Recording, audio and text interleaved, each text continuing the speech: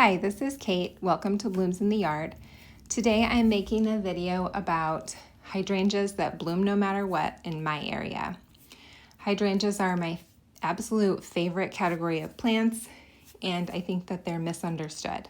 So if you've been wanting to grow hydrangeas and you live in my area or a similar area, then this is definitely the video for you. I live in Shawnee, Kansas in zone 6B. I basically sat down and wrote down everything that I know about hydrangeas and my experience growing them.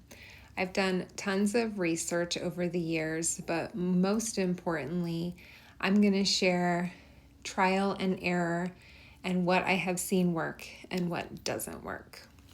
Current hydrangea count in my yard, 32. Annabelle's 11. Incredible, 3.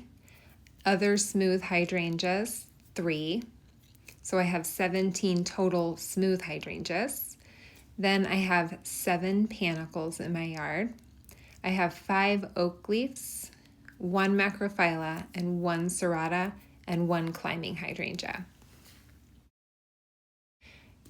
Let's talk about what the conditions in my area are.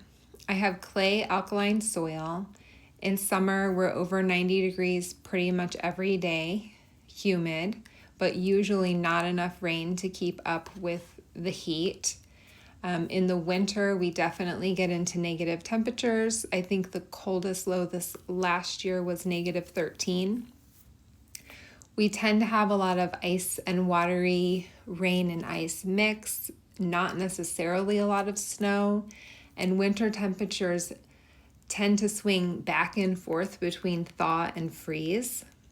This last year we did have more snow, and that actually helped our plants a lot, giving them that layer of insulation from fluctuating temperatures and giving plants a slow, sustained source of moisture really helps. So usually we don't have that. It was wonderful to have that this last year. It can also add nitrogen to the soil, so snow is great for our plants. Some plants tend to rot in our clay soil over the winter, and yet some things dry out due to winter winds and not getting enough precipitation over the winter. So these are just some of the challenges that I deal with in my area. I'll come back around to how these conditions can affect my ability to grow hydrangeas. My number one hydrangea is the smooth hydrangea, specifically the Annabelle, and then Panicle Hydrangeas, and lastly Oakleaf. So these are the 3 types of hydrangeas that I would suggest. I will also touch on Macrophylla Hydrangeas and Serrata Hydrangeas at the end of the video and explain why they are not on my list of top hydrangeas for my area. So I'm going to start with the smooth hydrangea or the arborescens. So Annabelle's kind of the original one, and then it was improved and to be the Incredible, and then now they have new ones coming out that are like the Stormproof and Flowerful. I group the Incredible and the Annabelles together, even though the Incredible is slightly less floppy, but overall they're basically the same plant to me. This is my number one hydrangea. I guarantee you it will bloom. I have never had one that didn't flower at all. Not only is it guaranteed to bloom, but it has tons of blooms. And it has always bloomed for me in deep, deep shade. They can take part sun. They perform the best probably with some morning sun and afternoon shade, but I guarantee that this plant will bloom in deep shade. Some people in the world may be able to grow this plant in all-day sun. I've heard people say that they can, but for me, it's definitely going to droop a lot in the afternoon and get some burning on the leaves. If you have full sun, I would definitely suggest going for a Panicle Hydrangea, which I'll talk about next. Now, I have suggested the Annabelle Hydrangea to people, and then they go out and they buy a Macrophylla, a big leaf hydrangea, the ones with the pink or blue or purple blooms. For all intents and purposes, these are 2 different plants. I'm putting my seal of approval on the Annabelle, not the Macrophylla. And I'll touch on that again at the end of the video. This is the current state of my Annabelle hydrangeas. This is probably the one that's flopping the worst. And I don't know, it just, somebody told me they couldn't believe I was so casual about it. It just doesn't bother me that much. Like, I just think, what other plant blooms this much with this big of blooms? So a little bit of flopping just is not gonna get me down on this plant. And I also like, you know, a lot of the hydrangeas will turn brown. This will not turn brown. This is gonna stay green through fall. And so I do like that. These are really easy to dry. I just put them in, well, I wait until they get to this stage. They're very papery. You can feel like they're like tissue paper. Put them in 1 inch of water, remove all the leaves, and then just let that water dry out, and you'll have these dried blooms. I usually keep them around for several years. I want to talk a little bit about the other smooth hydrangeas. There's a lot of new ones coming out right now. I have an Invincible Ruby, an Invincible Spirit 2, and a Wee White. They do bloom on new wood. You don't need to worry about pruning at the wrong time. They do bloom consistently every year for me. However, they haven't been nearly as vigorous plants. You can see from the pictures that these aren't nearly as vigorous as the Annabelle.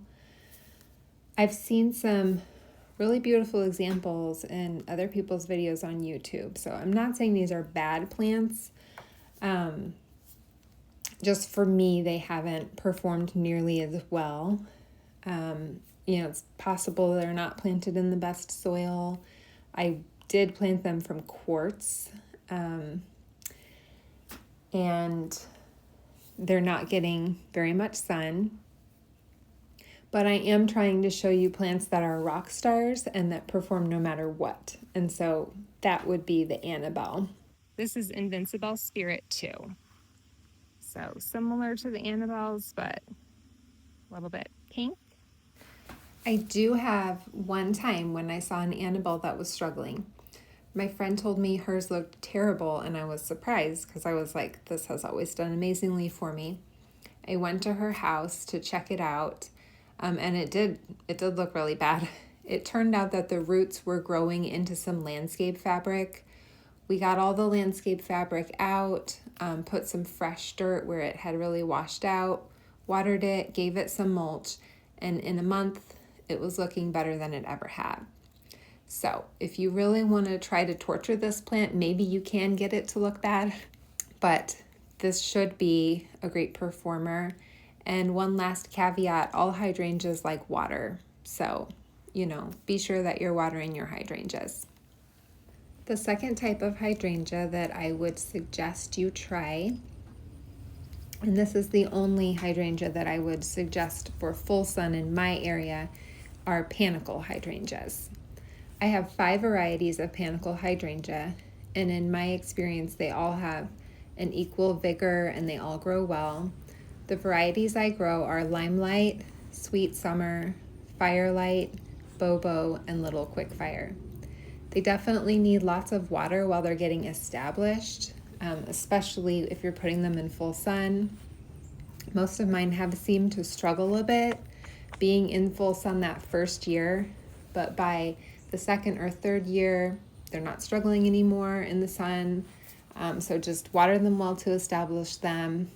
And then I also have found that to get the blooms to go more pink, well, okay, so they'll bloom white, and then if you want them to turn pink, you're going to need to keep them well watered. If you don't water them well, they might go a little more brown, especially on a really hot, dry summer. You know, those white blooms may fade to a more brown.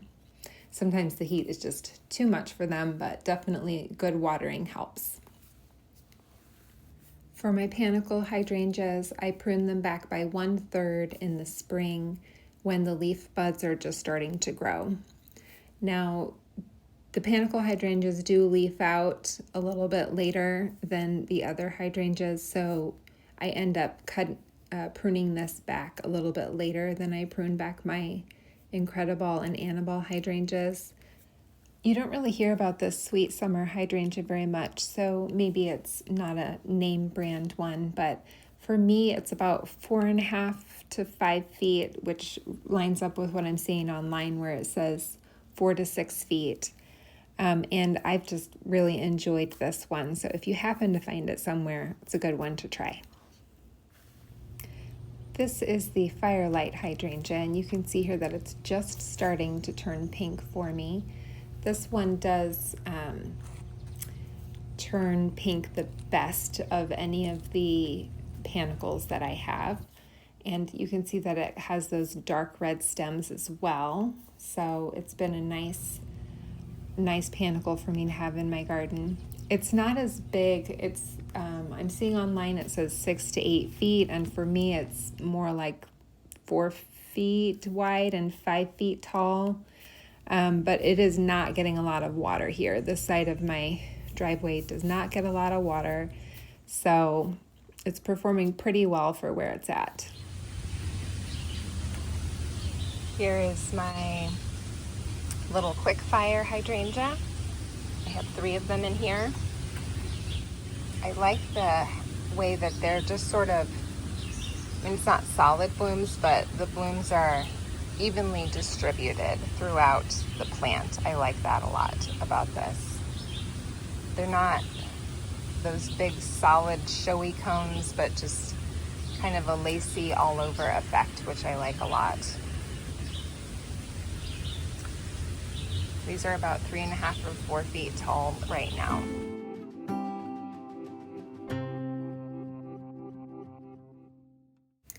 Okay, so far I have shown you the smooth hydrangeas, which do great in shade.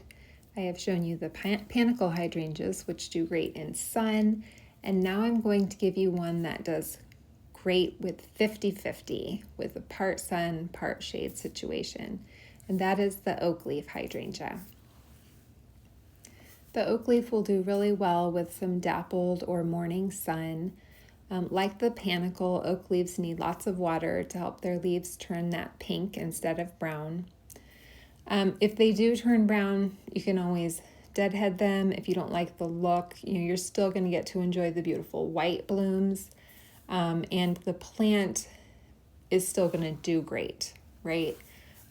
Just be sure if you do deadhead, do that directly after flowering, because the Oakleaf hydrangeas bloom on old wood. The panicles and the smooth hydrangeas both bloom on new wood, so you can trim them back without any worries.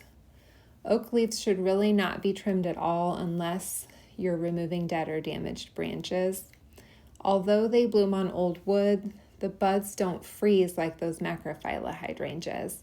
I've never missed out on oak leaf blooms for a year like I would with the Macrophyllas. One of the things I love about the Alice oak leaf is that it has 4 seasons of interest. In the winter, it has really cool bark. In the fall, it has rainbow colored leaves. In the spring, the leaves come out in these like white flames.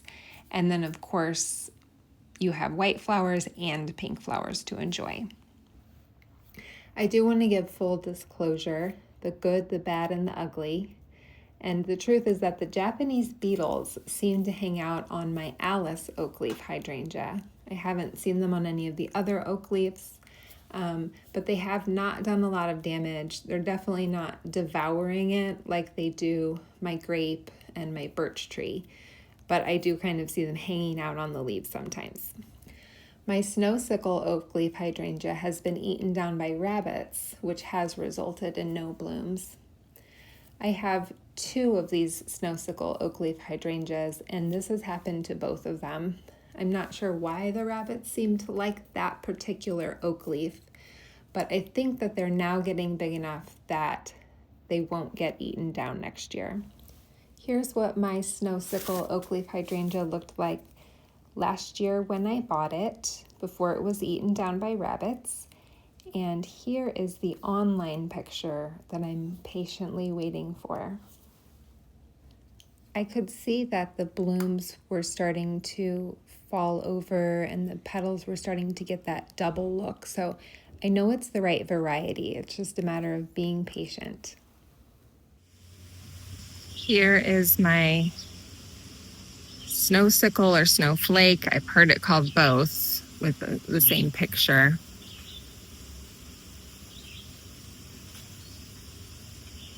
It's about 4 feet tall right now. I am going to move this Invincible Spirit 2 hydrangea away from it in the fall so that it can do its thing and get plenty of space and light and everything. But I hope that it's big enough and hardy enough now that the rabbits won't be able to eat it down this winter. Here is my Ruby Slippers Oakleaf Hydrangea. Now, I did do a fail on this year. I'm pretty sure the reason that I only have 2 blooms is because I deadheaded it. And I've deadheaded it before in spring, just cutting off the old blooms, right? And I think I just wasn't as careful this year, and I think I cut all the buds off because this has always bloomed for me every year. And this is the first year that I just have the 2 blooms. Now, my other theory is that it got too much shade, but I have a lot of oak leaves in shade and they all bloom. So I think that I accidentally cut these off. But obviously, since it's not blooming this year, I won't have that same problem next year because I won't have to deadhead.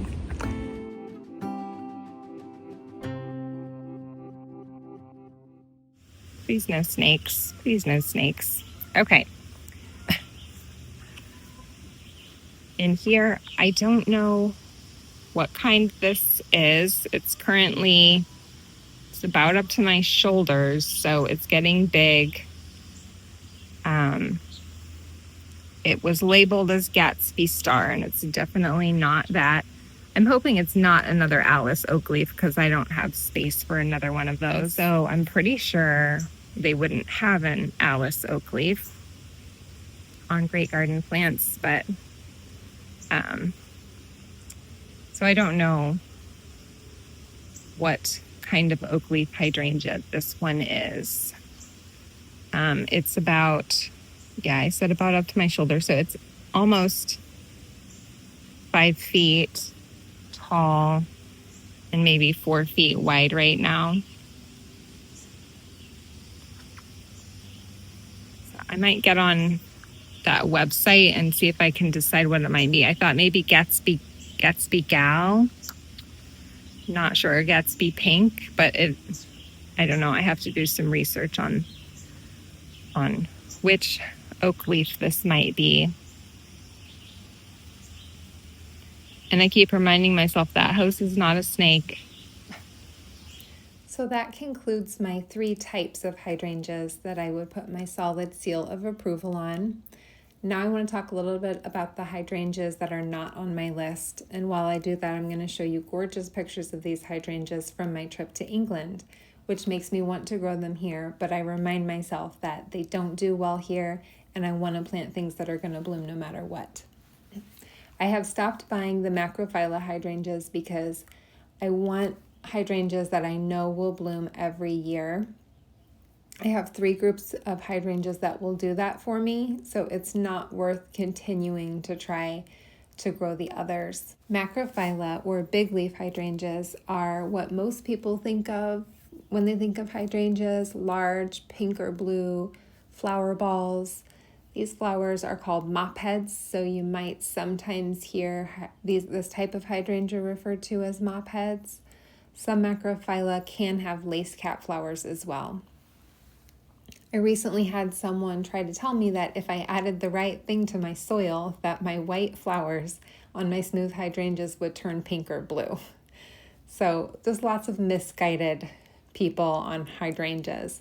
In our climate, the buds tend to get blasted by late freezes on these Macrophyllas. The main problem is our temperature fluctuations. We can be in the 80s for a week in spring and then have a freeze. This year we actually had a decent spring. The temperatures stayed cool and they slowly warmed up. We had no late freezes. For those who were patient enough to leave the bare branches in the spring, many in Kansas City had the Macrophylla Hydrangeas bloom this year. This may tempt some to go buy them, but the story that I heard from everyone was the same. My hydrangea finally bloomed this year. It bloomed for the first time in 4 years. This is exactly why I don't buy macrophyllas anymore. You may get lucky some years, but you can't rely on them every year. I was gifted one by a neighbor this spring and it actually bloomed beautifully. I put it on the east side of my house where it will get morning sun. I'll give it a few years. I'll see how it does, but I'm not holding my breath.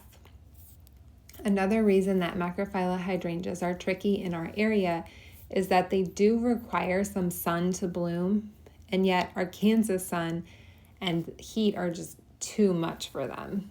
They may look great in early summer, but by the end of the summer, they will have brown, burned leaves. So you really have to site them in just the perfect spot. When I hear people say that theirs will take all day sun, I'm like, you don't live in Kansas. Maybe in Maine or Wisconsin where they can get that all day sun and not get the severe heat. I recently visited a garden with Macrophylla hydrangeas blooming in full all day sun. When I asked the gardener about them, she said she puts an umbrella over them when it gets really hot in the summer. Most people don't want that kind of maintenance. These fabulous blue hydrangeas are pictures that I took in Georgia, up in the mountains in a town called Helen, Georgia, and they had these huge blue hydrangeas everywhere. And you know what I thought? It made me realize I need to just stop trying. I need to just stop trying to grow big blue hydrangeas because this is where they want to live and they don't want to live in Kansas.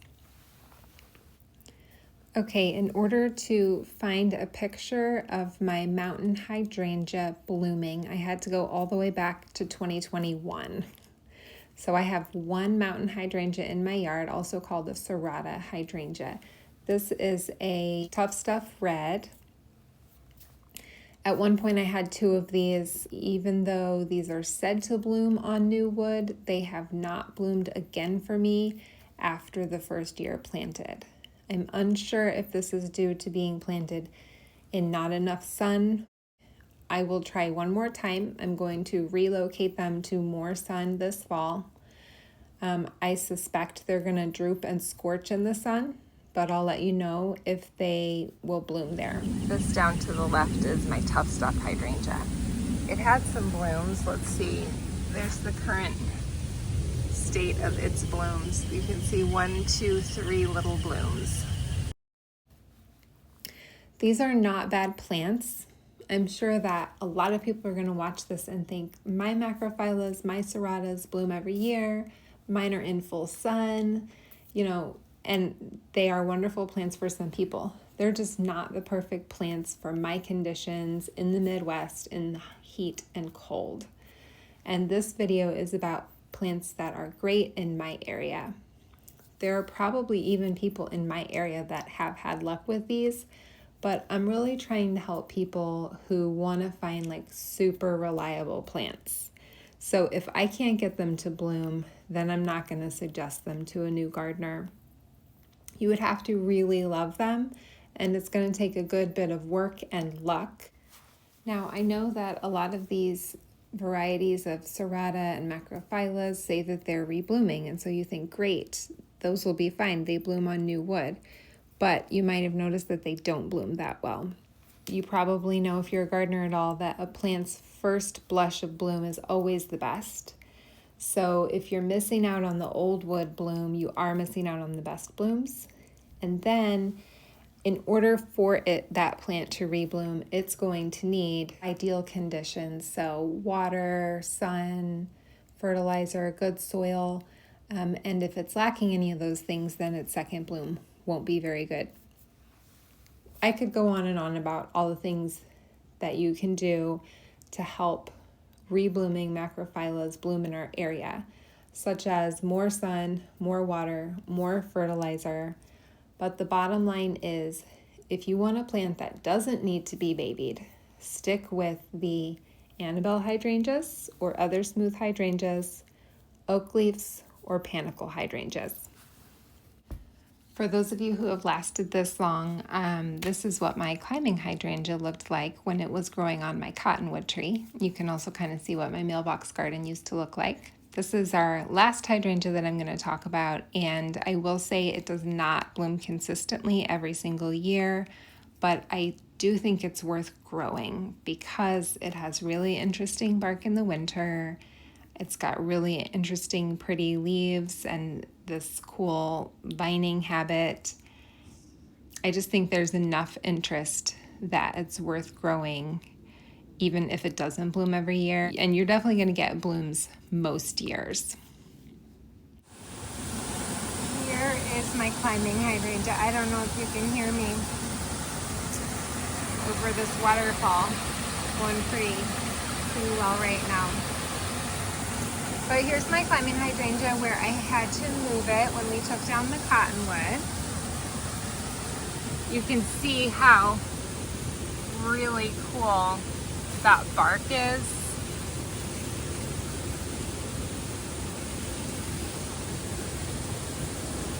Pretty interesting leaves as well.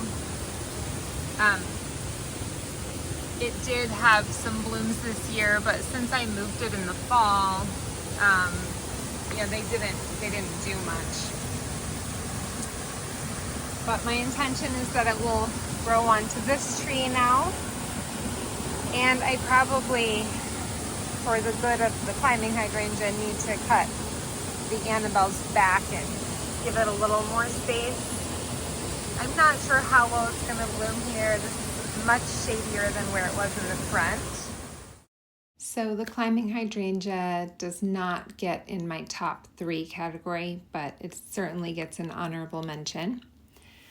Thank you for watching this video. I hope that you learned a lot about hydrangeas. Feel free, if you have a question about something I said or just a question about hydrangeas, to leave it in the comments and I will answer it as best I can. Thank you for watching and good luck in your future hydrangea endeavors.